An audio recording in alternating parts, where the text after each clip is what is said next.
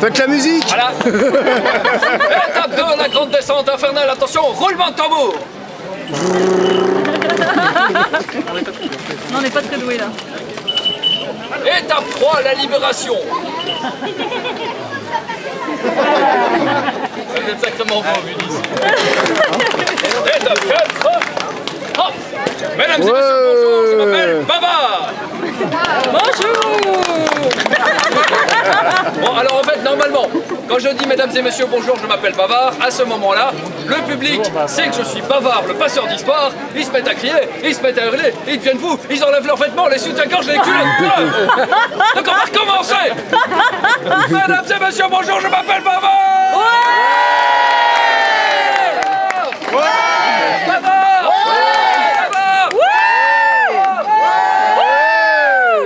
C'est immoral. C'est immoral, mais ça me fait du bien. Bon, alors, on est là dans de bonnes conditions. Ah, ouais. L'arbre est beau. Je suis madame. Un arbre. C'est comment votre prénom? Ah, c'est mon prénom préféré. C'est bon, c'est dans le dossier. Je suis beau, c'est parfait pour les photos. Moi je filme, hein, ça peut durer longtemps. Ah, c'est bon ça. Ah, tu filmes aussi? Ouais.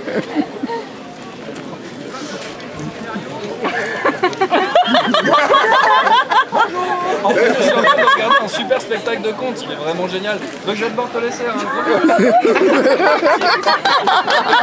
Bravo. Mesdames et messieurs, je vous présente un arbre à cuillère. Sur cet arbre à cuillère, des cuillères. Jusque-là, c'est... Sur chaque cuillère, un mot qui renvoie un titre, qui renvoie une histoire que je vais raconter. Et donc pour continuer, j'ai besoin d'un enfant courageux.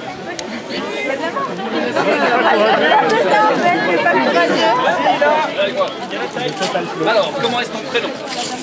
Comment? Sir Gauthier.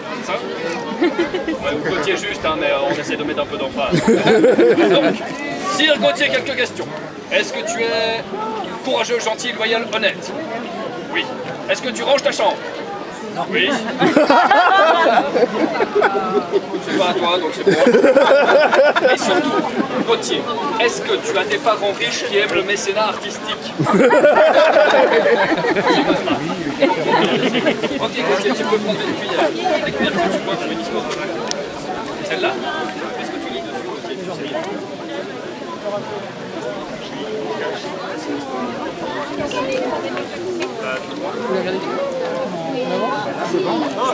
Sir Gauthier, par ici.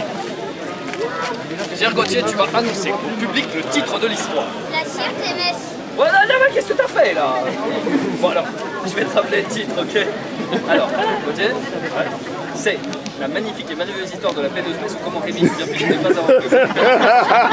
Ok? Mesdames et messieurs, pour vous aujourd'hui, Gauthier! Oui! Tiens, t'as gagné une épée. Je vais faire semblant de parler à ta place. Toi, tu fais comme les enfants savent faire. Ouais, mais en silence. T'es prêt? Tu comptes jusqu'à 3 et on y va. Mesdames et messieurs, moi, Gauthier, je veux vous présenter le titre de l'histoire que vous allez entendre. Il s'agit de la fantastique et merveilleuse histoire de la peineuse messe. Comment Rémi peut bien de ne pas avoir pris une peineuse messe? Ouais! Je demanderai également à toutes les sales trognes et les casse-bouteilles qui sont à la demande de bien vouloir la boucler. Et oh, Gauthier, public famille aujourd'hui. Je demanderai également à madame de bien laisser son numéro à Bavard à la fin du spectacle, car il est seul depuis trop longtemps, ça c'est sûr. On applaudit Gauthier. Bravo. Tiens, Gauthier, tu as gagné une épée. On est là. Allez, casse-toi. Mesdames et messieurs, l'histoire de la peineuse. Elle commence avec Rémi. Rémi, eh ben, c'est un paysan. Et ce paysan, Non, on lui a pas volé sa vache. Non, il y a juste rien à en dire en fait sur Rémi. Ah si, un truc, c'est qu'il a perdu ses parents. Ouais, c'est Rémi sans famille en fait. Non, on lui a pas volé ses parents. Ses parents... Casse-toi. Ses parents, ils sont un jour partis à la ville, ils ne sont jamais revenus. On s'est dit qu'ils s'étaient fait dévorer par des loups ou égorgés par des brigands. Ou dévorés par des brigands ou égorgés par des loups, on ne sait pas très bien. Bref, Rémi un jour, il est au champ. Il fait un truc de paysan. Je sais pas comment ils font les paysans au champ, alors j'imagine. Ils rament pas dans les champs. Ouais, mieux déjà, ouais. Bac le grain, ouais. Et puis Rémi, il voit une ombre. Une ombre qui apparaît. Et Rémi, il n'était pas très courageux, alors il se dit, bah, si je la regarde pas, elle n'existe pas. Hein, c'est comme les factures ou les mauvaises notes. Rémi... Rémi... Ah là là, si je l'entends pas, elle me parle pas.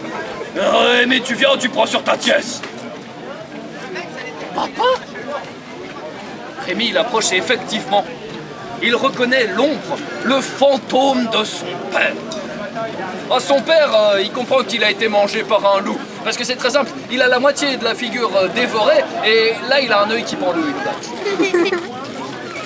C'est dur de le regarder entre quatre yeux. Hein. Oh, papa, tu vas bien? On ne demande pas à mort s'il va bien. Pardon, je sais pas, c'est la première fois pour moi, je connais rien d'elle. Rémi, ta mère et moi, on a été mangés par des loups. On n'a pas pu être ensevelis en terre chrétienne et on est devenus des peineux. Non, normalement, vous êtes triste en fait. Allez, bon, on va. Alors, est-ce qu'il y en a qui parlent wallon ici? Ah bah non, on est celtes, allez, bref. On est normand. Peineux, normand, les peineux en wallon, c'est les damnés, les morts vivants. Donc quand je refais, nous sommes devenus des peineux. Vous êtes super spontané comme ça. Vous auriez dit des damnés directement, on aurait compris. Soleil dans les yeux, on n'a pas besoin de soleil avec les yeux. C'est comment votre prénom? C'est mon prénom préféré. Soyez pas jaloux, ça va, j'ai l'air jaloux, non, bah tout va bien. Donc, Il assure le coup. Rémi fait quoi? Des peineux, mais qu'est-ce que je peux faire? Et puis dans 7 jours, c'est le jour de la Toussaint, c'est le jour des morts. Et dans 7 jours, tu peux venir faire une peineuse messe. Traduction, monsieur? Une messe des damnés. Je croyais pas en toi pourtant, mais une messe des damnés. Et si tu l'as fait correctement, tu nous sauveras tous. Ah, dans 7 jours, Rémi. Oh, les trucages. Disparition dans la boîte. Rémi, il est là, il se dit, bon, qu'est-ce que je fais? J'y vais ou j'y vais pas? Il a encore les genoux qui clacotent un peu. Et le premier jour, Rémi, il se dit, j'y vais. Et puis le deuxième jour, il se dit, j'y vais pas. Et puis, j'y vais. Et puis... J'y vais pas. J'y vais. Là, il n'y a pas de 8e jour, hein. J'ai laissé 7 jours seulement. Qui n'a pas compté, hein. Bref, au bout de 7 jours, Rémi se dit, j'y vais. Il attend que minuit sonne. Dong, dong, dong, dong, dong, dong, dong, dong, dong, J'aurais dû dire dong, une heure du dong. matin, hein. Bref, minuit a sonné. Rémi se met en route vers le petit cimetière qui abrite la chapelle du petit village de Caux. On y arrivera. Il arrive devant le cimetière, pousse les grilles qui crissent. Attention, grilles. Ah, lui. Il y a un chat. Oh, ça donc. marchait. Ça crisse sous ses pas.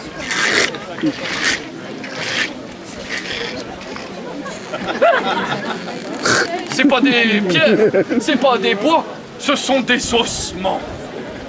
Alors Rémi continue sa route. Pardon. Puis, Rémi voit la lune se lever. Apparition de la lune. Oh, le trucage. C'est du Rémi Spielberg. entend les loups hurler. Rémi entend des bruits bizarres. Alors j'ai pas dit des gremlins. Hein. Il arrive devant les portes de la chapelle, ouvre grand les portes. Ah! Il y a là, devant lui, toute une série de squelettes, de morts vivants, de fantômes, son papa, sa maman, des zombies, des trucs super moches. Et Rémi voit le prêtre zombie qui lui fait... Bien voilà. Et là, Rémi, il prend tout le courage qu'il a. Il pense à son petit papa, à sa petite maman. Et il s'enfuit en hurlant. Ah! Il court. Et puis comme il a peur, il court façon un peu Scratch. Il court. Et c'est là qu'il croise en chemin Vietmé. Alors Vietmé, c'est un voyageur. Hein, Vietmé, il voit Rémi qui court, qui fait « Barre-toi !» Skywalker Sound. C'est Skywalker Sound, exactement. Merci. Vietmé, il remonte la piste de Rémi. Bon, Rémi s'était pissé dessus, donc c'était facile à suivre. Ça fait rire les enfants. Stupide enfant. Pas que. Pousse les clés du cimetière. Marche. Ah! On voit la lune se lever une deuxième fois. On entend les loups, les bruits bizarres, Trop les bizarre. portes de l'abbaye. Voilà! Les zombies, les trucs très moches, tout ça. Et cette fois-ci, ouais, le père la mère, mais il les connaît pas. Et puis il voit le prêtre zombie qui lui fait. Et puis mais ça avance. Il s'avance. Et tout à coup, il ne possède plus son corps. Son corps bouge sans que lui puisse y faire quoi que ce soit. Et le voilà qui fait une peineuse messe. Alors on va faire une messe des damnés tous ensemble. Vous êtes prêts? Alors vous répétez après moi.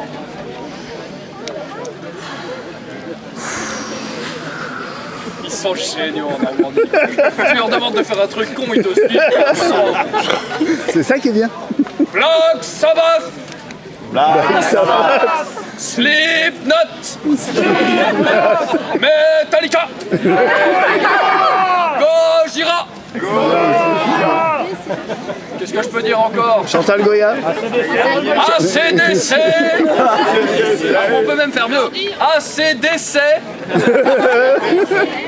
Et puis une fois que les paroles sont prises, sont dites, on prend un petit bol. Alors tout le monde prend un petit bol.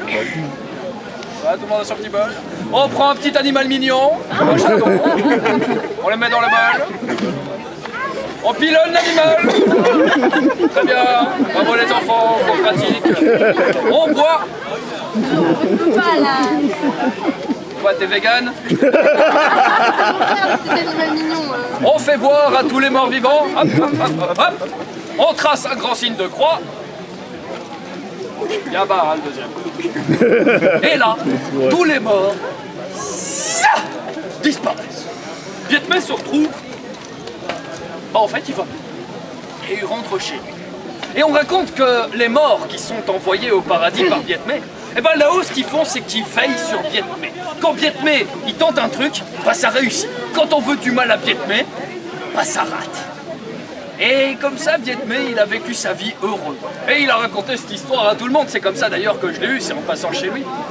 Mais par contre, je me suis demandé Rémi ce qu'il était devenu. Vous savez, Rémi qui avait abandonné ses parents. Eh ben Rémi, il est rentré chez lui. Et il s'en est voulu beaucoup de ne pas avoir sauvé ses parents, parce qu'en plus, lui, il ne savait pas ce que Vietmé avait fait. Et il a pensé à ses parents. Et il y a pensé à son crime. Il y a pensé. Il y a pensé. Il y a pensé. Bravo. Merci. Alors, mesdames et messieurs, encore quelques petits mots, et puis je vous laisse aller. Il y a plein de choses à découvrir. Sachez que si cette histoire vous a plu, n'hésitez pas à revenir tout à l'heure, notamment à 19h ou à 23h sur la plage. Il y a des veillées comptées. J'ai d'autres cuillères, donc d'autres histoires. Si cette histoire ne vous a pas plu, n'hésitez pas à revenir tout à l'heure. J'ai d'autres cuillères, donc d'autres histoires. Forcément. Voilà. Alors, sachez aussi que j'ai une superbe page Facebook qui s'appelle Bavard, le passeur d'histoire. Vous pouvez me suivre dessus, mettez des pouces bleus, il y a des dinosaures, des voitures, des voyages à gagner. Sachez aussi que quand un conteur dit un truc, la moitié c'est faux, l'autre moitié c'est intéressant. Je compte. Et enfin, sachez que je vais vous donner une occasion unique aujourd'hui. Je vais vous donner l'occasion, quand vous rentrerez chez vous, d'aller trouver votre voisin et de dire « Voisin, j'ai vu Bavard, le passeur d'histoire. Il était trop bien. Il a fait la peineuse, c'était drôle, c'était émouvant. Et puis, je sais pas ce qui m'a pris, mais quand il a tendu son chapeau, j'ai mis 20 €. Évidemment, il n'y a personne qui bouge. Bon, si vous n'avez pas 20 €, vous mettez... Oui, bah quoi, eh oh, ne retourne pas mes paroles contre moi. Bon, on s'est arrangé, hein, c'est bon. Merci beaucoup. Voilà, alors si vous n'avez vraiment pas de sous, vous mettez 1 €. Ou si vraiment vous êtes plus fauché que moi, vous venez me serrer la main et me faire un bisou. Parce qu'il y a un grand secret de compteur. C'est qu'un compteur sans public, bah, c'est qu'un couillon qui parle tout seul. Donc merci de m'avoir écouté. Voilà. Bravo. Merci. Voilà, à tout à l'heure. Allez, bye.